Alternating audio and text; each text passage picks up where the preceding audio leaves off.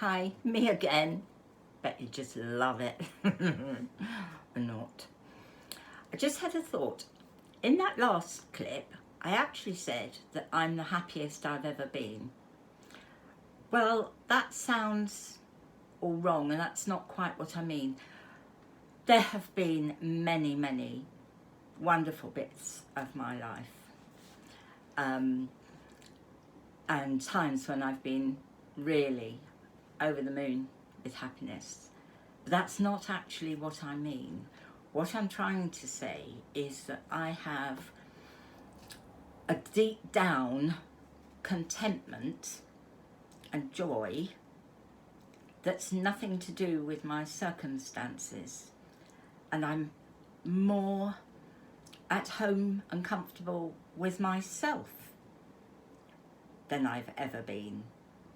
And my place in the grand scheme of things, my little teeny weeny dot of a life. And that's really what I meant by that. I feel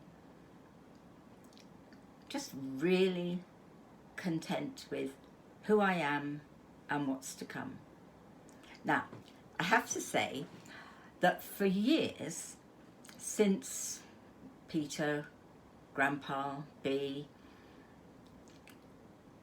I've felt, and not only that, but looking after a lot of elderly people, sick people at various times, I've been very aware of what happens to many people in the months, maybe even years leading up to when they finally cease to inhabit their bodies.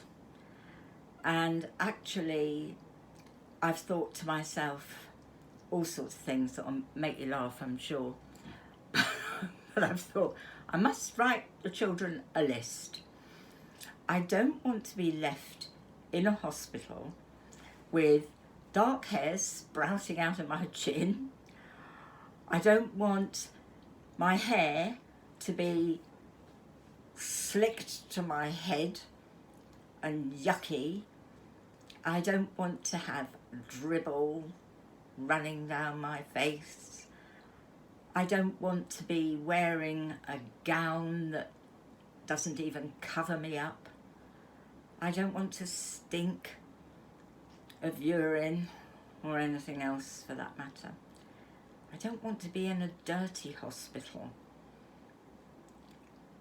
And so many of them are just not up to scratch, and I say that as someone who was taught very differently about how things should be. And I've thought about that a lot, and I tried hard with B to make sure she didn't suffer too many of those indignities, but actually she did, because I couldn't be there 24 hours a day. And I don't expect any of you to be with me 24 hours a day as I decline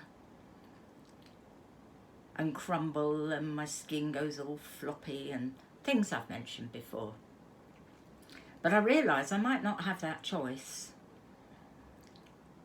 But the thing is, deep down inside, I'll still be the same person, but I might not appear to be.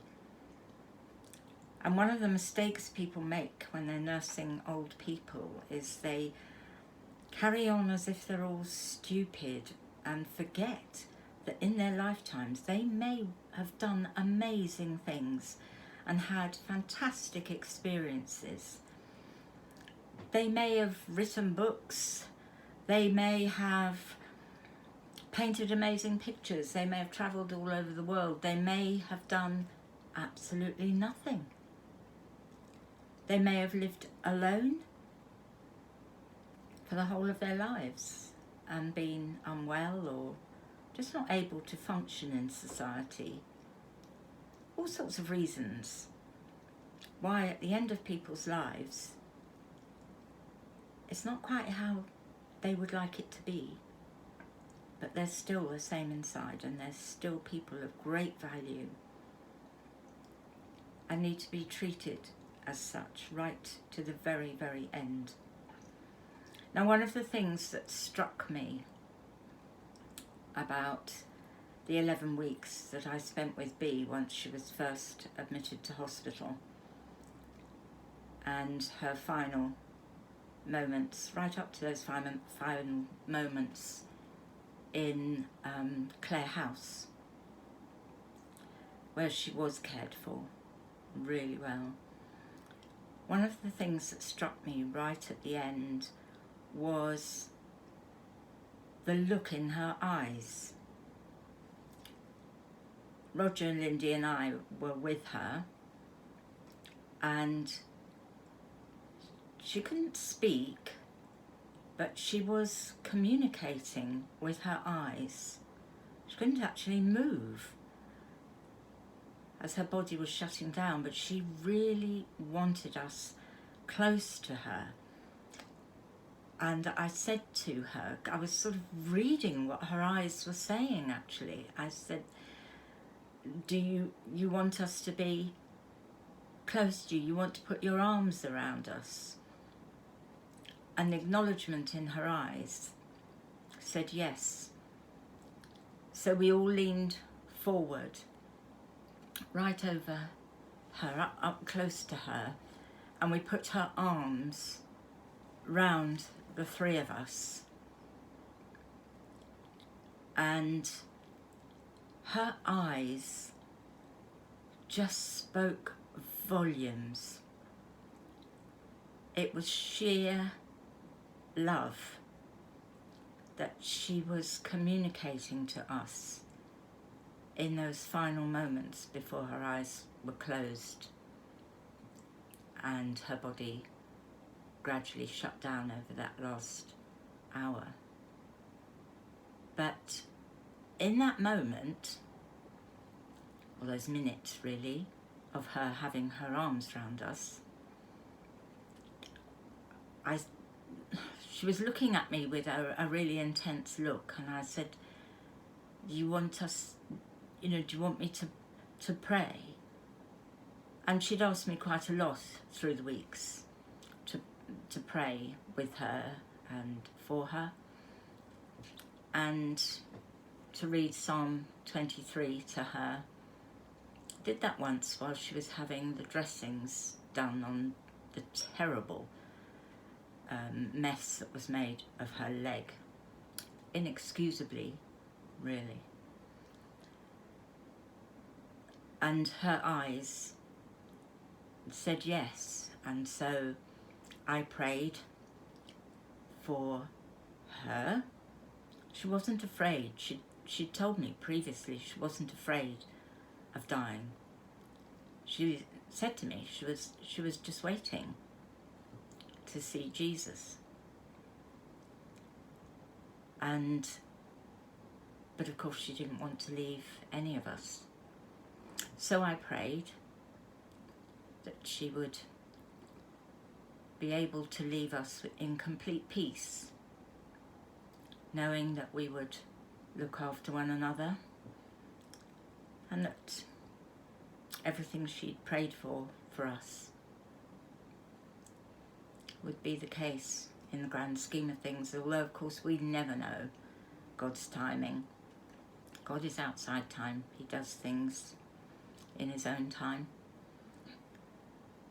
But that's what I believe, of course. I know you don't necessarily feel the same at all.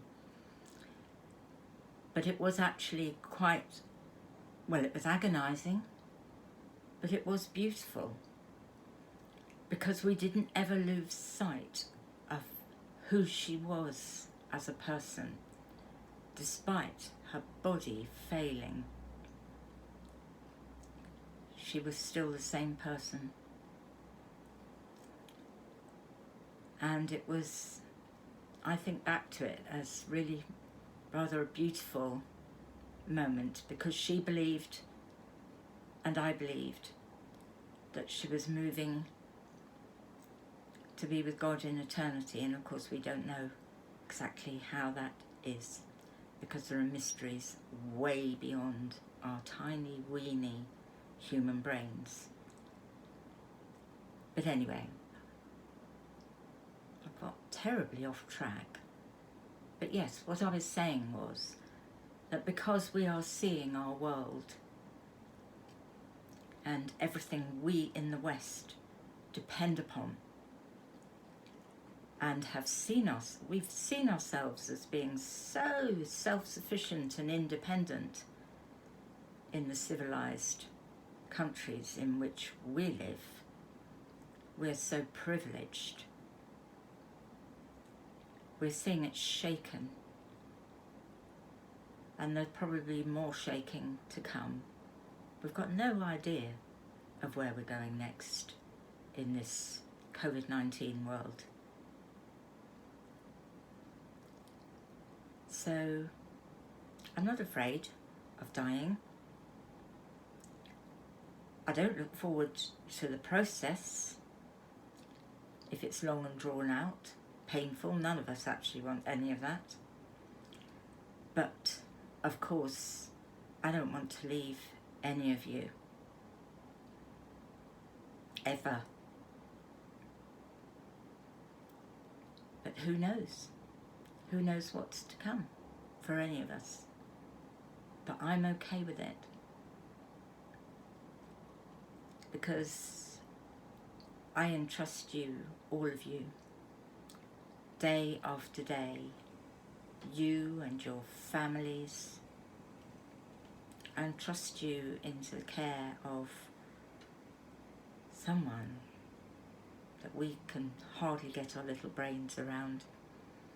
But you know, one of the things, when I look back, one of the things that I know must puzzle you, and initially it puzzled me, why, when I'd known such powerful work in my life, why,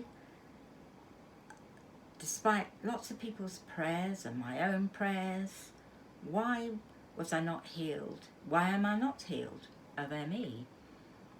And it is a big question, but God doesn't always heal in the way we want to be healed. But you know, I feel that I've experienced incredible healing in this time. In over 20 years, we're talking now 1997, I first started to be ill in the autumn, badly ill. And then it was January when I collapsed at West Hill in the minibus, reversing it in the car park, fortunately with no children on board. And it's been a long journey since, but my goodness, I don't regret a single minute of it actually, because I have learnt so much. The time I've had, I have been able to study things that I would never have had time to look into.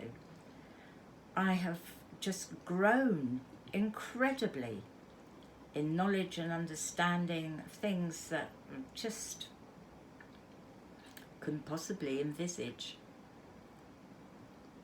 So there are things that I do want to share with you, and I know you'll think, oh Mum, for goodness sake, but you know what, for me it's important to pass on to you the most important things I have learnt, because they just might be important for you in the future.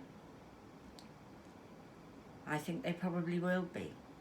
As the shaking of our world goes on, and you will be shaken as individuals in ways that you maybe don't anticipate.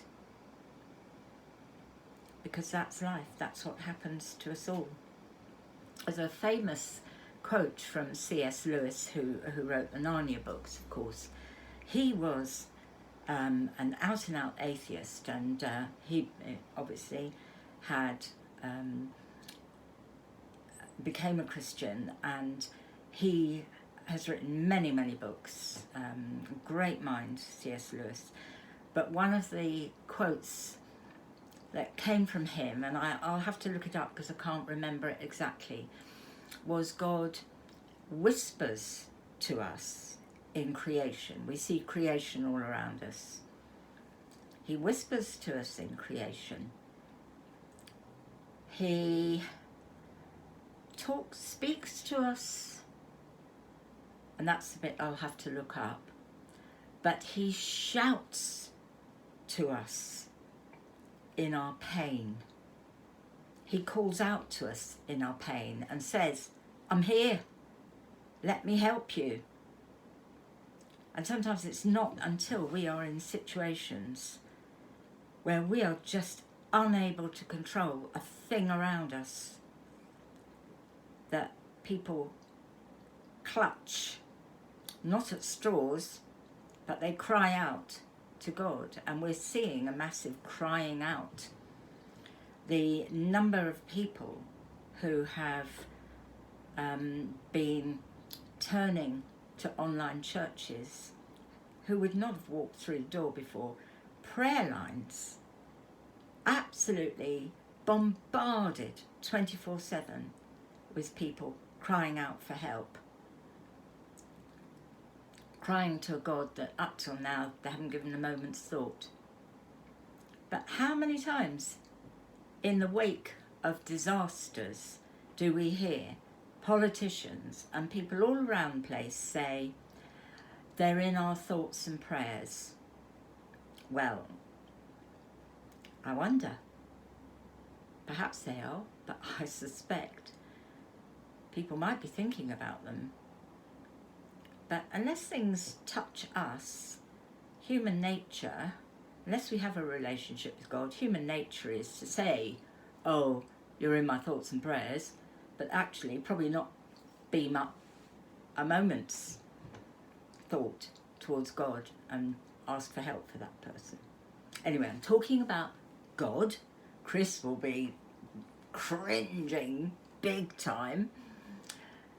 But I want to tell you in the future why I went from not believing to believing, but more importantly, not just the intellectual side, although I have books and books and books of historical stuff, and I've been studying theology these years, and oh gosh, I have learned so much, and there is so much to learn, and that's documented by people who are not Christians, but actually have discovered that so much of everything that has been said over thousands of years before Jesus, there is evidence for. And even today, scientists are discovering more and more things that are evidence. I know you don't want to hear that right now, but more important than all that, my own experience is what changed things for me. So anyway, right, I'm going to let you off the hook now. I'm sure you've turned me off long before this. I'm hilarious. I used to write to Dad all the time. I'm sure he never ever read anything I used to write to him years ago when we were still married. If I had something to say, I'd write it down. Well, of course, now I'm probably not going to have time to write it. But there we are. So, now I can't find the pages. However, it was just a bit from here about storms. And the storms that come in life when we're just not expecting them, when everything's out of control. Oh, here we are. So, we don't know about tomorrow, said the horse. All we need to know is that we love each other. And when the dark clouds come, keep going. Now we're in a time of dark clouds that nobody quite saw coming along, but we have to keep going. When the big things feel out of control, do you feel big things are out of control? Focus on what you love right under your nose. Well, I know you're all doing that. You're focusing on your families. You're doing your best given the difficult circumstances. But I know we're all pretty fortunate compared to many, many millions of people. And then it says this storm will pass, which it will. Who knows whether it'll be next year, 5 years, a decade. I mean, some of those issues I was talking about, Brexit, COVID-19, and Black Lives Matter, you know, those are going to be affecting our lives for many, many years to come. But after the storm. After the storm. Now, the boy looks pretty exhausted, but they plod on. And that's what we all have to do at the moment, plod on. But when we're weak, God gives us people with skin on. Jesus with skin on. Through people, and I don't just mean Christians, I mean everybody. And they help us, and they're there to help us. And we're seeing amazing, amazing things done to help by all sorts of people. People of faith, other belief systems to mine, but people of no faith. It doesn't matter. Everybody is pulling out all the stops. And that's a beautiful thing.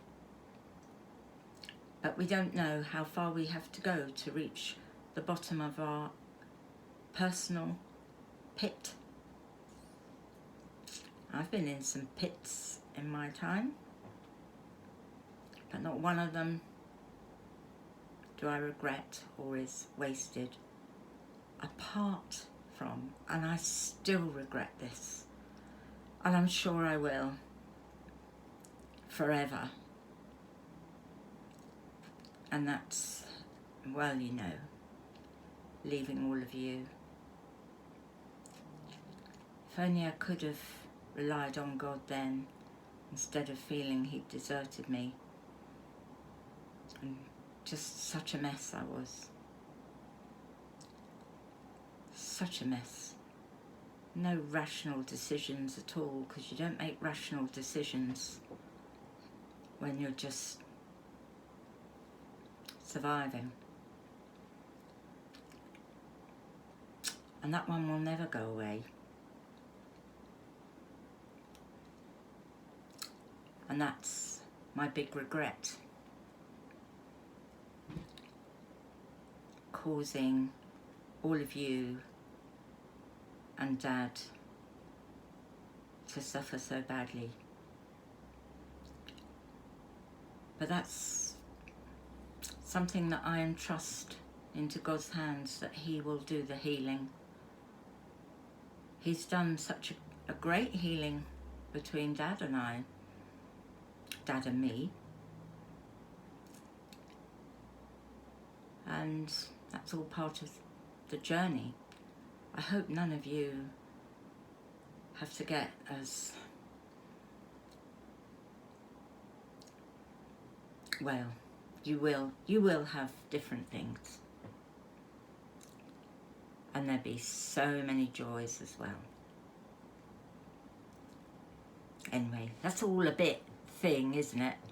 I know I didn't sit down to say any of this actually, but hey ho. I know I'm all a bit too much for you. If only I could be one of those little old ladies. Well, I'd like to be little, that's for sure. I've always wanted to be little. But who sits in a chair and just watches and keeps stum. But that's not me, is it? You wish. Anyway, love you all loads. Bye for now.